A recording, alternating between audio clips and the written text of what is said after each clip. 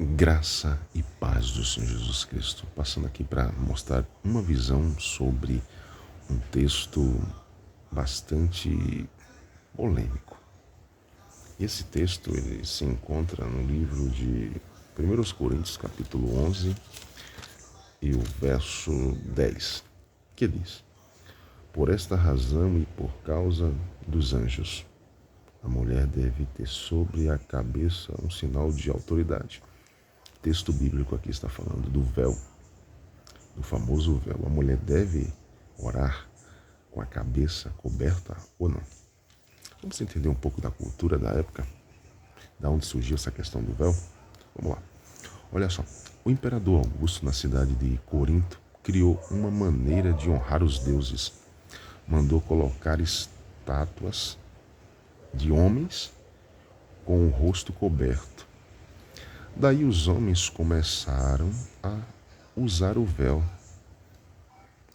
Com isso, Paulo, dentro do texto, ele reprova esta ação. Quando se dava um banquete na cidade de Corinto, os homens iam procurar mulheres de cabeça descoberta, ou seja, essas mulheres de cabeça descoberta seriam as prostitutas, enquanto as mulheres de cabeça tapada com o véu seriam as mulheres de respeito, de responsabilidade. Mulheres casadas usavam este véu. Mas o que chama atenção dentro dessa parte cultural é esta expressão do versículo 10, por causa dos anjos. Como assim por causa dos anjos? Pois quando se fala de anjos, não está falando de algo cultural, está falando de algo espiritual. Vamos entender um ponto de vista que me chama bastante a atenção. Para entendermos esse texto de uma forma mais simples, é necessário irmos dentro desta visão para 1 Coríntios capítulo 6. E Paulo, falando em 1 Coríntios capítulo 6, no versículo 3, ele usa esta expressão: vocês não sabem que haveremos de julgar os anjos? É necessário entendermos que a Bíblia não foi escrita com capítulos e versículos, é uma coisa só.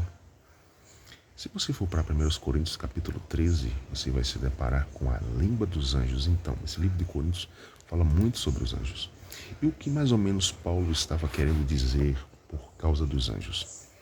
Se você for para o versículo 3 do capítulo 6, Paulo está dizendo que a igreja iria julgar quem? Os anjos. Algo maior.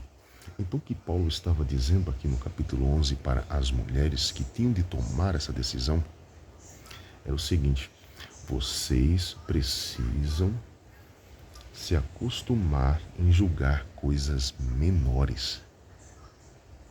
E coisas menores seriam o quê? O véu. Pois vocês irão julgar coisas maiores. E que coisas maiores seriam isso? Anjos.